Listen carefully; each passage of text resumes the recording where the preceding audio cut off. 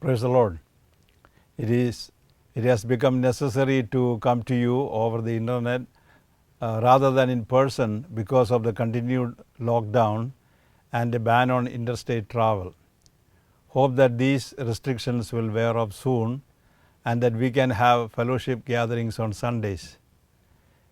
In the context of many people around us facing financial crisis, both in our congregation and in the communities around us, what is our responsibility toward those people? There are many people who have lost jobs, and because of the shutdown of many businesses, that a lot of them were not able to have their livelihood.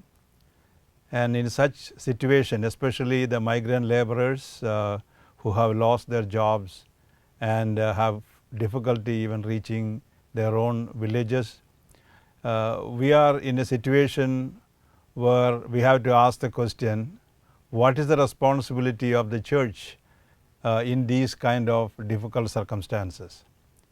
In the first epistle of Peter, chapter 2, verse 24 says, He himself bore our sins in his body on the tree, so that we might die to sins and live for righteousness. By his wounds you have been healed. This is talking about the substitutionary death of Christ. Christ bore our sins. This passage is also a reminder to us from the passage from Isaiah chapter 53 verses 4 and 5, which says that he took up our infirmities and carried our sorrows. Yet we considered him stricken by God, smitten by him and afflicted. But he was pierced for our transgressions, he was crushed for our iniquities.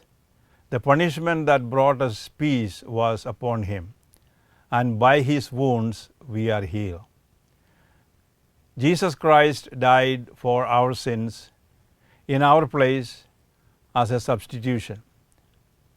But we as believers in Christ are saved to serve. Though we cannot vicariously suffer for others, we can help to alleviate the pains of others by helping them spiritually and doing the acts of righteousness.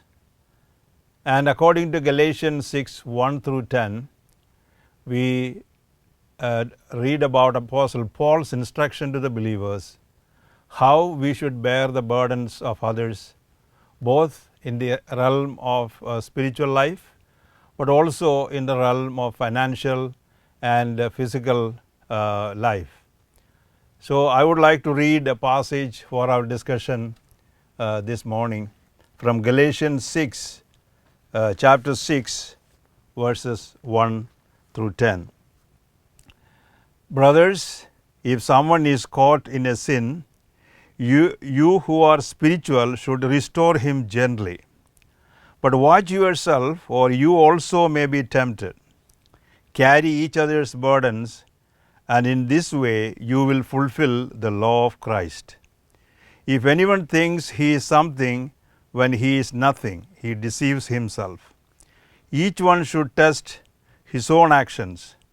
Then he can take pride in himself without comparing himself to somebody else. For each one should carry his own load. Anyone who receives instruction in the word must share all good things with his instructor. Do not be deceived. God cannot be mocked. A man reaps what he sows. The one who sows to please his sinful nature, from that nature will reap destruction. The one who sows to please the Spirit, from the Spirit will reap eternal life. Let us not become weary in doing good, for at the proper time we will reap a harvest if you do not give up. Therefore, as we have opportunity, let us do good to all people, especially to those who belong to the family of believers. The context of the passage is spiritual living. In chapter 5, Apostle Paul ends with the discussion on the fruit of the Spirit. The fruit is the product of the tree after it has grown up, after people planted it, caring for it for a period of time. In chapter 6, he tells us how we can produce this fruit, the fruit of the Spirit, through bearing one another's burdens, both spiritually and physically. Jesus said in Matthew chapter 11 verses 28 through 30, "Come to me, all you who are weary and burdened, and I will give you rest. Take my yoke upon you and learn from me, for I am gentle and humble in heart, and you will find rest for your souls. For my yoke is easy and my burden is light." The passage that we have taken from Galatians is divided mainly into two parts. Verses 1 through 5 deals with carrying one another's burdens to fulfill the law of Christ. And the second part, verses 6 through 10, talks about doing the righteousness of Christ by sowing in the Spirit and reaping eternal life. Now the first question is, how can one carry the burdens of others to fulfill the law of Christ? Our primary duty to our brothers in Christ is to help them in spiritual matters. If someone is caught in a sin, a reference to some particular sin, here sin is in the singular, meaning a specific sin. It could be in any area of one's life. He is caught means that it has come out in the open and for others to see it. Here there is no need for further trials or investigation into the sin, but the person accepted the sin and now it is to be dealt with. It is also assumed that he has come to the stage of repentance. The goal of discipline is restoration. Excommunication is the last resort for an unrepentant sinner. The manner of discipline is, it says, with meekness or gently. One should not approach the situation with a holier than others attitude. The fact is that we are all sinners saved by grace, and that humility should always be there when we look at other erring brothers. The only difference here is that the so-called spiritual brother is not caught in this particular sin, and it is his responsibility to restore the erring brother in gentleness and humility. Jesus told the crowd who brought the sinful woman who was caught in adultery to be stoned that it is important for the crowd to judge the woman, that it is important for the crowd who judged the woman as a sinner to introspect and to see if they are free of sin. He told the crowd the first stone to be thrown should be by the person who can claim to be without sin. It says that all the people, one by one, left the scene without casting a stone because they found themselves to be sinners. Jesus was not looking at them. Jesus was looking to the ground, and he was writing on the ground so that nobody will be able to think that when they are leaving that Jesus has noticed that they are guilty of the sin. Jesus really wanted the people to do introspection rather than others telling them about their sins. The person who corrects another should be free from that particular sin which the accused is to be punished. Here the need is restoring the erring brother. This process of correction is referred as carrying one another's burdens. Just as Christ carried our sins in his body, we are to help our brothers and sisters in Christ who are caught in any sin. This way we will fulfill the law of Christ. For some people, the goal of the church discipline is to cleanse the church of all corruption. Also, they view themselves as righteous, sitting in judgment of others. Recently, one of our students attending a nearby church was caught in some immoral behavior. The church dealt with the issue and resolved it biblically according to Matthew 18. Then one faculty member from our institution raised up the issue with the church, and the institution had to dismiss that student. The same faculty member was later caught in an altercation and physical violence against another staff member, and then he had to leave the institution. The self-righteous people who condemn others will be condemned also in the same manner. If one thinks that he is something when he is nothing, he deceives himself. That's verse 3. Lack of humility is the main cause for quarrels in the church and in institutions. Introspection is the need of the hour. We should not compare ourselves with other Christians, which is deceptive because all are sinners. We should compare ourselves with Christ as the only standard. The believers should bear one another's financial and physical burdens. That is the second part. Paul made it a point to work with his own hands as a tent maker to meet his own financial needs, so that he may not be a burden to some of the poor saints where he ministered. However, when he was in Corinth, the Philippian Christians supported him.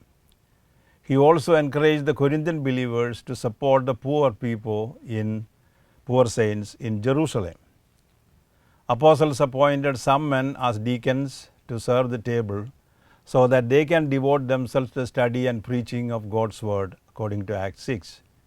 It is the duty of the believers who are earning to support the preachers who do not have a monthly income. This is part of bearing one another's financial burdens. The believers are to consider helping the needy brothers based on the law of harvest. According to this law, the law of harvest, which says that we sow a little and then we reap in many fold. According to Jesus' own parable, it says that the seed that fell into the good ground produced 30, 60 and 100-fold. We sow in one season and reap in another season.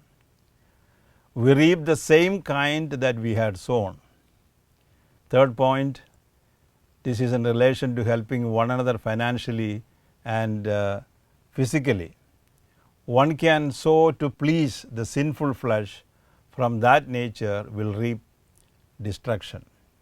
A person may be investing to make more money, to buy more luxurious goods or entertainment stuff or alcohol, drugs or sex, will be reaping destruction. The second type of sowing is to the Spirit of God. These are investments that would produce things of lasting value, that is eternal life. Since the result come at a later time, that is in eternity, it is possible to become wary of doing good and give up. If we are doing good, expecting praises and accolades, it may be disappointing and we will give up doing good. A consistent farmer only be able to get a good harvest. He needs to keep on caring for his crop until the harvest time. Then he will get the yield.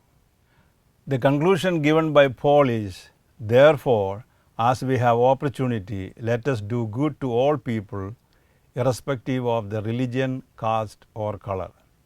This indicates that the opportunity may not be there all the time. But when the opportunity arrives, we should not shy away from doing good. The responsibility of the believer is particularly to the household of God. We need to take care of our own family, our own church people more than the general public.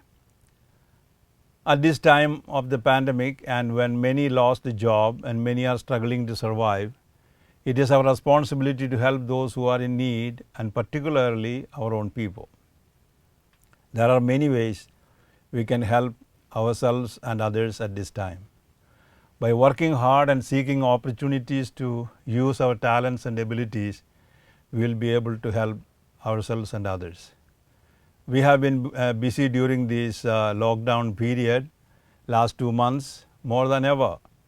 We were able to do a lot of farming, initiated many new projects with a view to help others, and producing products that will help the community.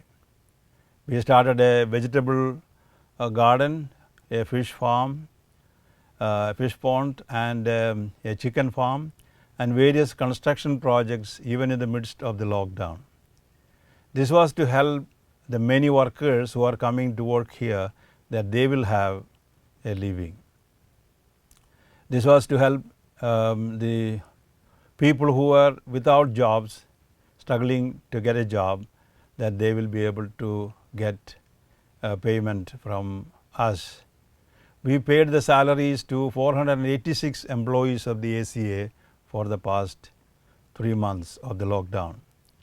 Even though we had difficulty getting the fees from the students during this time, we were able to pay the salary so that they will have a livelihood. We hope to pay till the lockdown is lifted to help our employees. If you would fold up and hold on to the money and keep it for a rainy day, the opportunity to help will go away. Whenever we have the opportunity, we should help, and we should provide the help when it is needed. I just want to leave 4 applications before you from this passage. Number 1, it is important to bear the spiritual burdens of our fellow brothers and sisters by gently and humbly restoring them to faith and spiritual life. Number 2, while we are aware of our own spiritual problems, and in humility and with introspection, we should correct those who are under the burden of sin. Number 3, we should invest for eternity whenever God gives us an opportunity to help those who are in need. We will not get the reward now, but you have to think everything in terms of our entire life. This life is temporary, which is part of it, but we have eternity before us, and God is going to reward us in eternity. Number 4, we should not lose heart or give up doing good, because our rewards are in heaven. May God bless us to use the opportunities that God has given to us to help those who are in need and bear one another's burdens, both spiritually, financially, physically, in every area of life. We should be available in helping our brothers and sisters and the people surrounding us who need our help. May God bless you till we meet again. May God's grace be with you all. Thank you.